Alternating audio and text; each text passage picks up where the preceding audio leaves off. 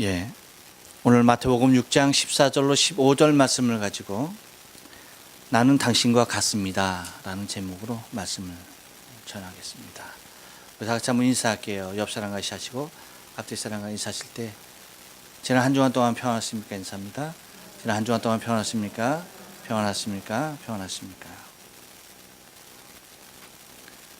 우리 경련이도 평안했나? 네, 그래요. 감사합니다.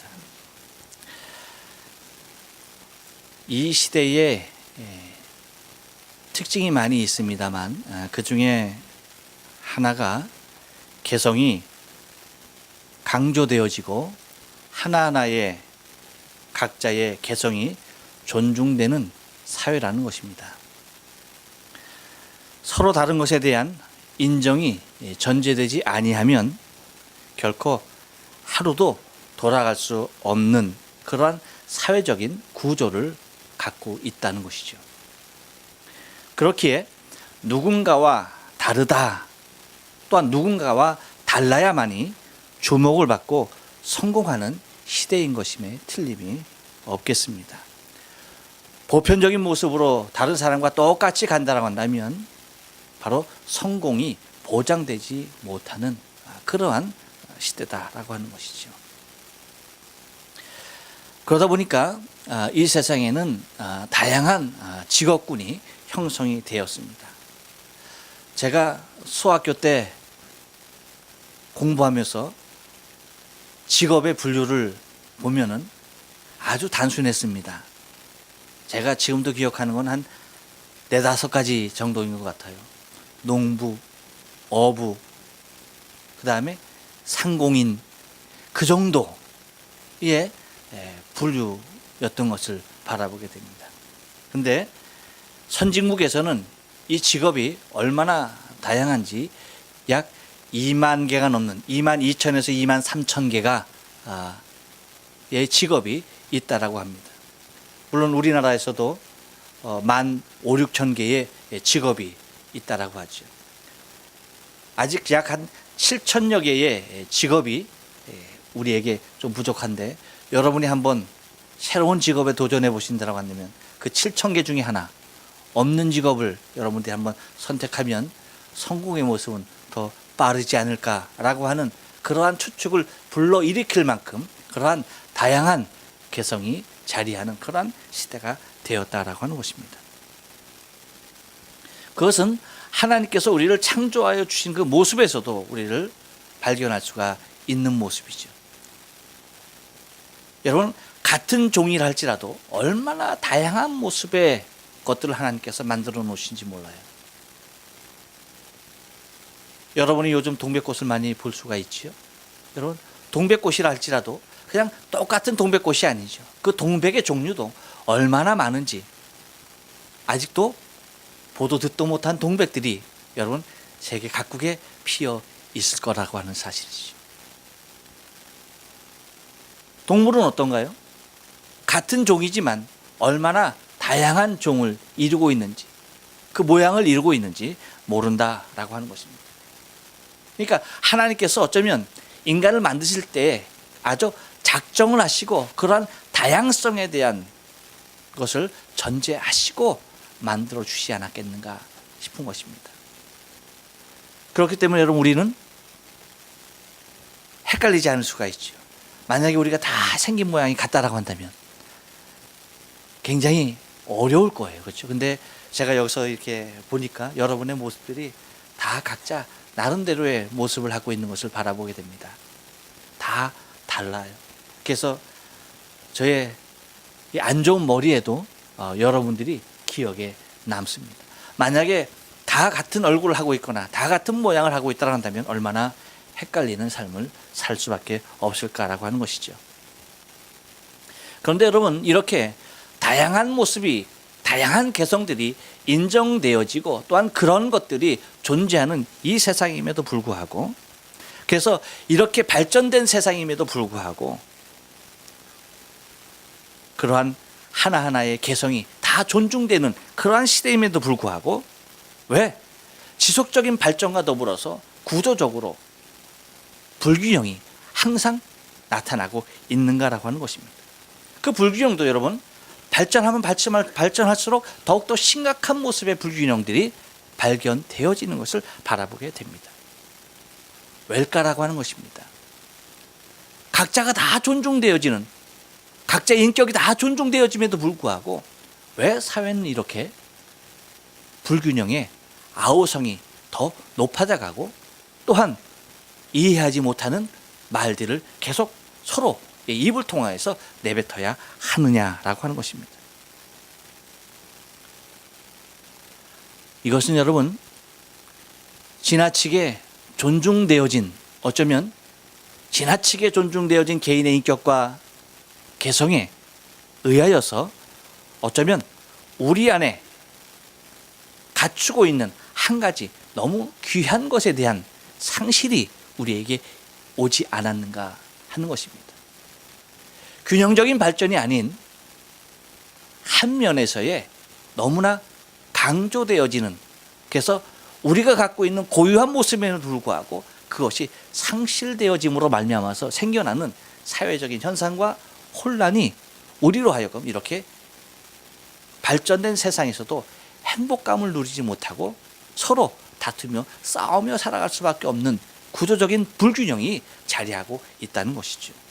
그것이 무엇일까라고 하는 것입니다. 그것은 여러분 개성이 존재한다라고 한다면 반면에 또한 무엇이 존재하냐면 여러분 동일성이 존재한다는 것입니다. 우리는 모두가 다 다릅니다. 그것이 개성이에요. 각자의 인격이고요. 그럼에도 불구하고 우리는 다 같다라고 하는 그러한 동일성에 대해서는 그렇게 개성만큼 존중하지 못하고 있기 때문에 이와 같은 불균형이 일어날 수밖에 없는 구조적인 모습을 우리는 갖고 살아가고 있다는 것입니다.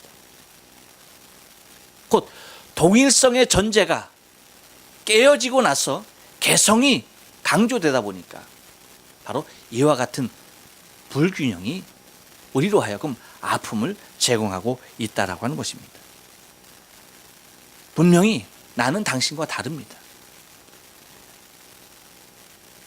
그럼에도 불구하고 나는 당신과 같습니다. 이 모습이 우리에게서 상실됐다는 거예요. 분명히 다르지만 하지만 또한 분명히 같다라고 하는 모습을 이 전제들, 이 대전제를 우리가 상실해버리고 말았다는 것이죠. 개성은 존중되어져야 하지만 인간의 내면에 공통적으로 갖고 있는 동일성이 무시된다라고 한다면 사실상 개성의 존중은 아무런 의미를 찾지 못한다는 것입니다.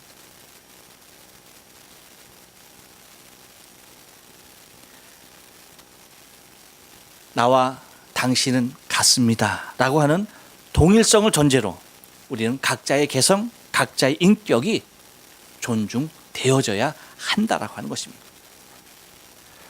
우리에게 모든 것을 식물로 주신 여러분 하나님의 뜻을 한번 생각해 봅시다.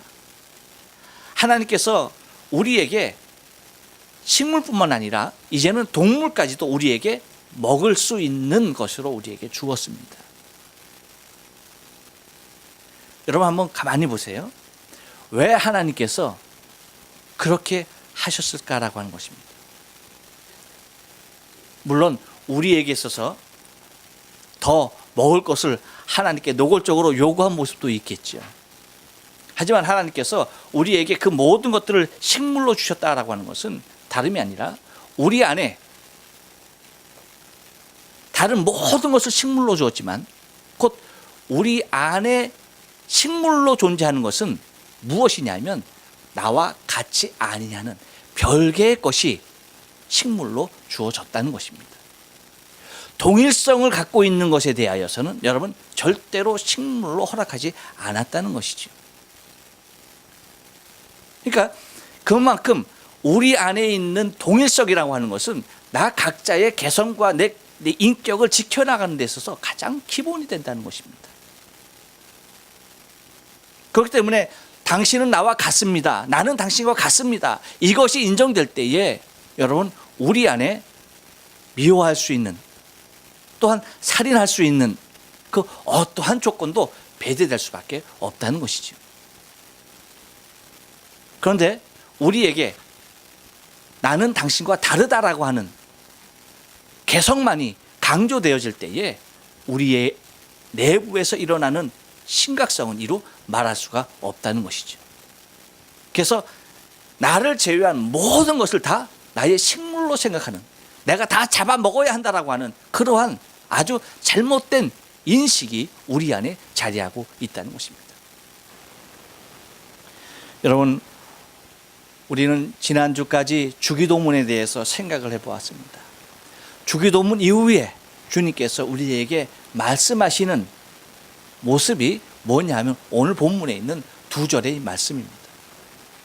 너희가 각 사람의 과실을 용서하면 너희 천부께서도 너희 과실을 용서하시려니와 너희가 사람의 과실을 용서하지 아니하면 너희 아버지께서도 너희 과실을 용서하지 아니하시리라고 하는 이 말씀이라고 하는 것이죠. 이 말씀을 통해서 여러분, 우리는 우리 주님께서 말씀하시려고 했던 우리 모두의 잃어버린 바 되어진 동일성을 회복하는 데에 큰 은혜가 주어지길 주님의 이름으로 축원합니다. 오늘 말씀을 통해서 여러분, 우리가 좀 생각할 것은 계속 반복되어지는 내용이죠. 그러니까 2절의 말씀이 다른 내용이 아니라 전제되어지고 같은 내용의 것을 얘기하고 있다는 것입니다. 그래서 먼저 우리가 생각해야 할 것, 너희가 라고 주님께서 말씀하고 계신다는 겁니다. 여기서 주님께서 말씀하시는 너희가 라고 하는 이 말씀 속에서 우리가 먼저 찾아내야 할 너무 중요한 사실이 있는데, 그것이 뭐냐? 그것은 너희가 라고 주님께서 우리를 부르셨을 때는 우리의 정체성을 확인하길 원하신다는 것입니다. 나 자신의 아이덴티티가 무엇인지에 대하여서 분명하게 뿌리내림이 있어야 한다는 것입니다. 여러분, 오늘 본문 2절의 말씀, 아주 짧은 말씀입니다. 이 2절의 말씀 가운데 너희라는 말이 몇 번이 나오는지 아십니까? 6번이 반복되어지고 있어요. 가장 많이 나오는 단어가 되어지고 말았어요. 그런데 여러분, 오늘 2절의 말씀을 통해서 주제가 되는 말이 너희입니까? 아니에요. 주제가 되는 말은 너희가 아니에요. 그럼에도 불구하고 6번을 강조하고 있습니다. 주제가 되는 말은 뭘까요? 예, 과실과 용서입니다. 근데 정작 과실과 용서에 대해서는 4번을 얘기하고 있어요. 그런데 과실과 용서, 이 주제가 되는 말보다 더 강조하고 있는 말이 뭐냐? 너희라는 말이에요. 다시 말하면 용서하는 사람, 과실을 용서할 수 있는 사람, 과실을 갖고 있는 사람, 바로 이러한 모습 속에서 과실과 용서 사이에서 존재하는 바로 우리 자신의 모습을 바로 찾지 아니하면 안 된다라고 하는 것입니다. 곧 우리의 정체성이 무엇이냐는 얘기죠. 그것은 우리는 바로 용서받은 사람을 뜻하고 있는 것입니다. 너희가 라고 얘기할 때에 그것은 우리 자신은 이미 용서받은 자이다라고 하는 것입니다. 주님께서 우리에게 너희가 라고 말씀해 주셨을 때는 우리 자신은 용서함 가운데 배제되어져 있는 자가 아니라 용서 가운데 있는, 용서함을 이미 받은 자들을 지칭하고 있는 말인 것입니다. 곧 나 자신이 먼저 용서함을 받은 것입니다. 누구에게서? 하나님에게서. 하나님에게서 용서함을 받은 사람입니다. 그렇다면 여러분, 우리는 물어야 합니다. 과연 누가 용서할 수 있는가? 누가 사람의 과실에 대하여서 과연 용서할 수 있는 사람이 되는가라고 하는 것이죠. 우리 흔히 그런 말을 합니다. 사랑은 아무나 하나? 여러분, 사랑은 아무나 합니까? 아닙니다. 사랑 아무나 하는 거 아니에요. 태진아의 말이 아닙니다. 사랑은 아무나 하나? 예, 여러분. 아무나 하는 것 아닙니다. 사랑은 사랑받은 사람만이 할 수가 있는 거예요. 우리 그런 말 하죠. 고기 누가 먹어본다고요? 먹어본 사람이 고기를 먹는데 먹어보지 않는 사람은 못 먹는다는 얘기예요. 곧 용서할 수 있는 사람이 누구냐라고 할 때 그것은 이미 용서받은 사람이어야지 용서할 수 있다는 거예요. 용서, 이 말은 다른 말로 얘기하면 용서받지 못한 사람은 절대 용서가 가능하다 못하다? 가능하지 못하다. 용서가 가능하지 못한 이유가 뭐냐라고 한다면 그 이유는 한 가지라는 것입니다. 무엇이라는 얘기죠? 용서받지 않았다는 겁니다. 간단합니다. 아주 간단한 논리입니다. 그렇기 때문에 용서할 수 있는 사람은 반드시 용서받은 자가 용서할 수 있다는 겁니다. 근데 주님께서 우리를 너희가 라고 부르셨을 때는 이미 우리를 용서하시고 부르셨다는 거예요. 우리를 용서하기 위해서 부른 것이 아니라 이미 용서하시고 부르셨다는 거예요. 단지 우리는 용서하기 위하여서 살아가야 할 존재라는 것이죠. 하나님께서 너희가 라는 말을 통해서 또 하나 말씀하시는 모습이 뭡니까? 그것은 다른 것이 아니에요. 여러분, 너희가, 너희라는 말과 본문에서 동격을 이룰 수 있는 말이 뭡니까? 뭐죠? 너희가와 너희라는 말과 동격을 이룰 수 있는 말이 뭡니까? 다른 말 아닙니다. 천부입니다. 천부. 아버지라는 얘기죠. 아버지. 그러니까 너희라는 말과 동격을 이루는 말이 무엇이냐라고 할 때 그것은 천부. 14절에서는 천부라고 얘기하고 있고 15절에서는 아버지라고 얘기하고 있어요. 그러니까 너희 아버지, 너희 천부라고 얘기하고 있습니다. 곧 이것이 무엇을 얘기하는 겁니까? 너희가 라고 얘기할 때는 이러한 동격을 이루는 아버지의 입장에서 우리는 무엇으로 바라보는 겁니까? 자녀입니다. 자녀. 자녀로 바라봐 주시는 거예요. 그러니까 아버지와 자녀된 관계의 모습을 강조하고 있는 것입니다. 그러니까 과실과 용서에 앞서서 먼저 우리 자신이 어떠한 자인가 나 자신을 발견하지 않는다라고 한다면, 못한다라고 한다면 우리는 결코 용서하며 살아갈 수 없는 자가 되고야 만다는 것이죠. 여러분 한번 생각해 보세요. 우리가 하나님의 자녀가 될 수 있었던 이유가 뭡니까? 우리가 하나님의 자녀로 부름을 받을 수 있었던 이유가 뭐냐 그 얘기예요. 그것은 다름이 아닙니다. 먼저 우리를 용서하시고 부르셨다는 겁니다.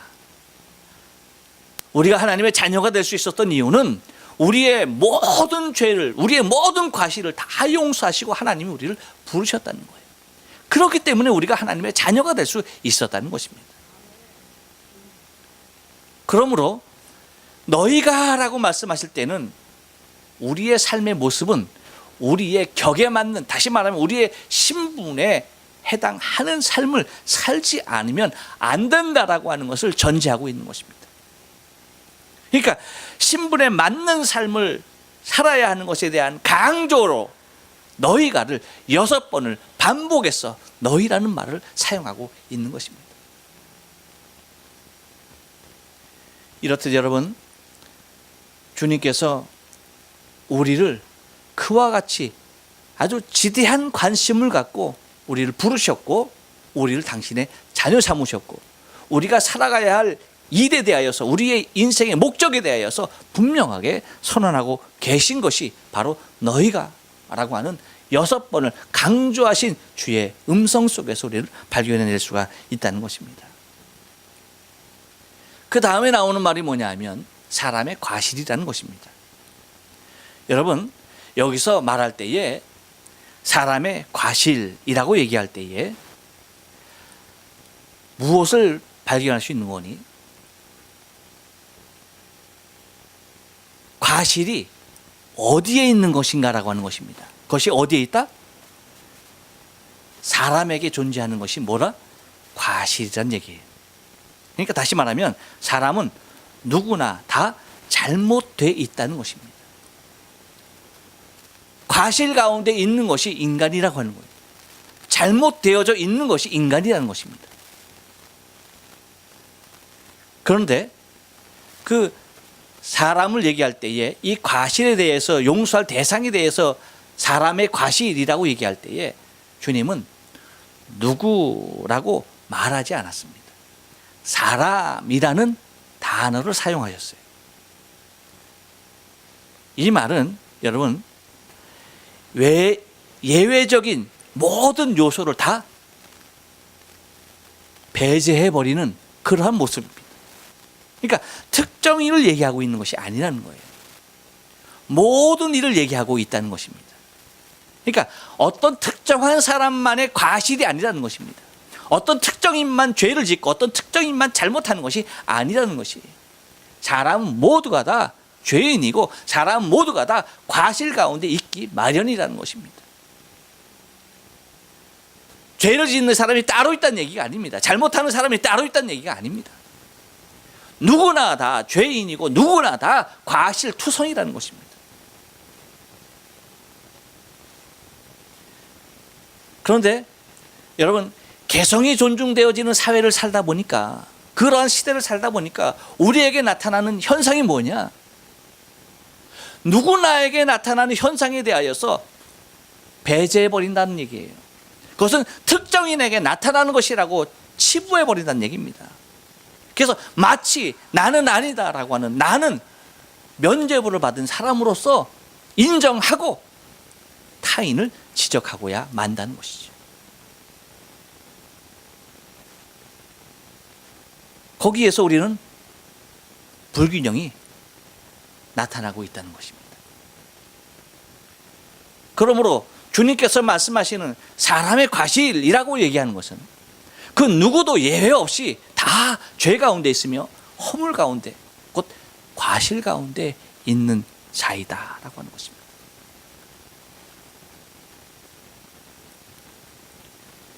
그러면서 바로 사람의 과실을 용서하면 하나님께서 용서해 주신다는 것이 뭐냐면 너희 과실을 용서해 주겠다라고 하면서 너희 과실에 대하여서 나옵니다. 보십시오. 모든 이의 과실을 지적한 다음에 주님께서 분명하게 우리로 하여금 빠져나가지 못하도록 다시 한번 단도를 해버리는 것이 뭡니까? 아주 딱 못 박아버리는 것이 뭐예요? 너희 과실입니다. 너도 똑같다는 얘기입니다. 다르다는 것이 아니에요. 모든 사람과 다른 내가 아니라는 겁니다. 모든 사람과 같은 너라는 것입니다. 이렇듯 하나님께서 우리에게 강조하시는 것은 동일성이 같다는 것이에요. 나와 당신이 같다는 것입니다.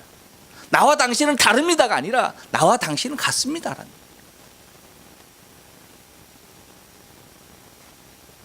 곧 나에게도 똑같은 모습의 잘못이 존재하고 있다는 것에 대하여서 시인하지 아니하면 안 된다는 것입니다. 곧 나만이 예외적인 존재가 또한 될 수 없다는 얘기죠. 나도 동일한 모습의 용서가 필요한 자라는 것입니다. 나도 동일한 모습의 용서가 이미 필요했던 사람이라는 것이에요. 그것을 잊어서는 안 된다는 것입니다. 우리의 과실을 잊어서는 안 된다는 것이에요. 물론 용서받았지만 해방되었지만 그것에 대해서 잊었을 때 우리는 뭐가 되는 거예요? 바리새인 되는 겁니다. 타인의 잘못만 지적하고 타인의 죄만 지적하는 자가 되고야 만다는 거예요. 나 스스로를 의인으로 바라보고야 만다는 것입니다. 그렇지만 주님은 분명하게 얘기하죠. 너희 과실이라고 확정 지어서 말씀하고 있다는 겁니다. 이 모습은 우리의 인생의 모습이 바리새인의 길을 걷지 않게끔 하나님께서 우리를 아름답게 붙잡아 주시는 우리의 정체성을 다시 한번 확인해 주시는 놀라운 모습이 아닐 수가 없다는 것입니다. 그러면 여러분 나와 당신은 같습니다 라고 하는 이 말에 대하여서 우리는 서로가 서로를 인정하며 나 또한 당신과 똑같은 모습의 허물이 있었던 자인 것을 바라볼 때에 우리는 타인의 과실이 내가 용서해야 할 모습인 것에 대하여서 인지하게 된다는 것입니다.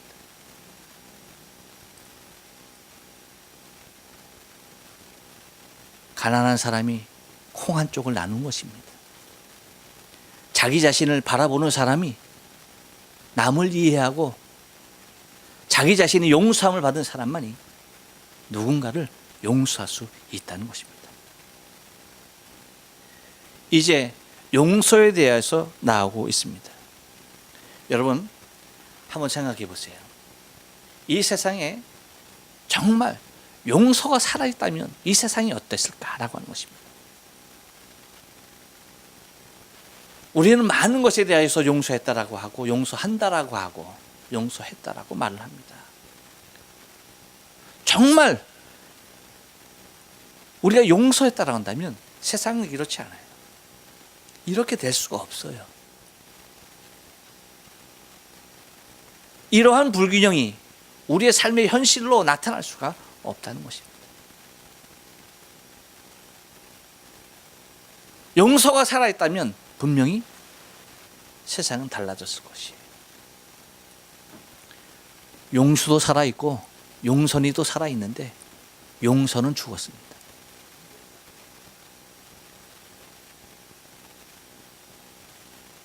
무슨 말인지 알겠어요?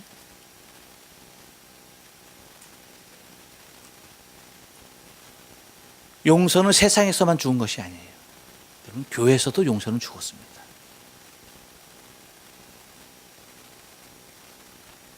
주님은 우리를 통하여서 너희들의 동일성이 아름답게 회복되어져야 한다는 것이, 그것을 통하여서 내가 하나님의 자녀 되었다라고 하는 그 모습에 대하여서 천부 그리고 아버지라고 하는 그 단어에 합당한 자녀의 신분의 삶을 살아가게끔 한다라고 하는 것입니다.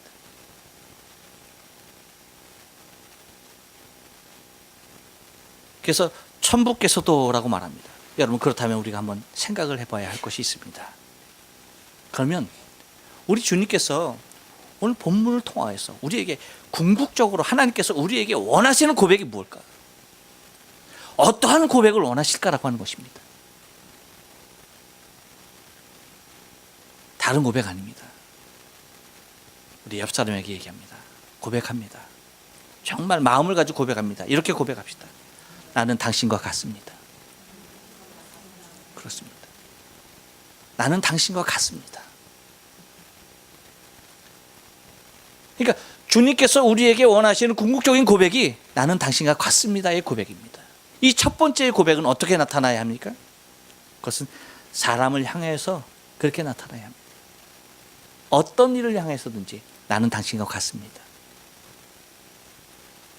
라고 고백을 해야 합니다. 이 말은 나도 당신과 똑같은 과실을 가진 사람입니다. 그러한 모습으로 다가갈 때에 여러분, 마음이 열리고 그러한 모습으로 다가갈 때에 하나가 될 수 있는 거예요.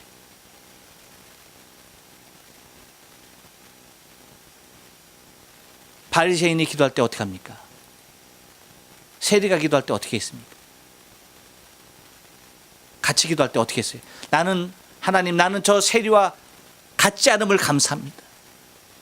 다름을 감사합니다 라고 했습니다. 그것은 하나님이 받으실 감사의 조건이 되지 못하는 거예요. 하나님께서 받으시는 감사의 조건은 하나님, 나는 저 사람과 같습니다 라고 하는 것입니다. 그랬을 때에 우리는 하나가 될 수 있는 거예요. 바로 똑같은 과실을 가진 사람이라고 하는 그 사실에 대해서 고백해야 하는 것이고요. 둘째는 아버지를 향해서도 나는 당신과 같습니다 라고 하는 고백을 원하시는 거예요. 사람에게만이 아닙니다, 여러분. 사람에게만이 나는 당신과 똑같은 죄인입니다, 똑같은 과실을 지닌 사람입니다 라고 하는 것을 원하시는 것이 아니라는 얘기예요. 하나님을 향하여서도 우리 아버지 하늘에 계신 아버지를 향하셔도 나는 당신과 같습니다. 이 고백을 드려지길 원하신다는 거예요. 어떠한 모습으로 같아지는 것입니까? 아버지께서 나를 용서하셨듯이 나도 용서했습니다. 그러므로 내가 아버지와 같습니다. 이 고백을 원하시는 거란 말이에요. 그러니까 하나님께서 우리에게 원하시는 고백은 사람에게서만의 동일성의 회복이 아닙니다. 하나님과 당신과의 동일성의 회복. 아버지가 용서하셨으니 나도 용서하는 자의 모습으로 사는 것. 아버지가 나의 과실을 사하였으니 나도 누군가의 과실을 사하며 사는 것. 이것이 진정한 아버지께서 원하시는 동일성의 회복이라고 합니다. 그런데 우리는 사람과도 같으려 하지 않습니다. 나가서 아버지와도 같으려고 하지 않습니다. 안 되는 것입니다. 우리는 사람과도 같아야 됩니다. 아직 용서함을 받지 못한 모든 사람과도 같은 모습으로 살아가야 하는 것이며, 또한 거룩하신 하나님과도 나는 당신과 같습니다 라는 모습으로 살아가야 한다는 것이에요.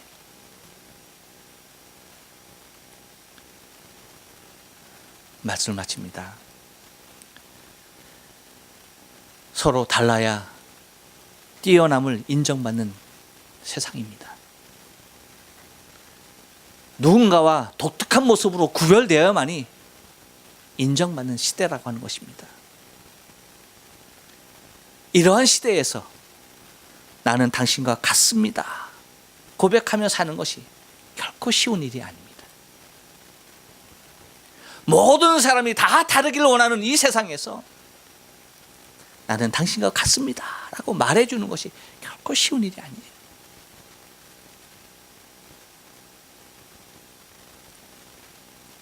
하지만 하나님은 그런 가운데서도, 그런 세상 가운데서도 내가 너를 자녀 삼았으니까, 내가 너를 용서하며 내가 너를 자녀 삼았으니까 너도 내 자녀의 모습으로 나와 동일할 되길 원하는데, 용서하며 누군가의 사람의 과실을 용서하는 자로 그렇게 나와 같은 모습으로 살아가길 원하시는 하나님의 소원이 저와 여러분의 신앙의 삶 가운데 있는 것을 잊지 말아야 할 것입니다. 기도합니다.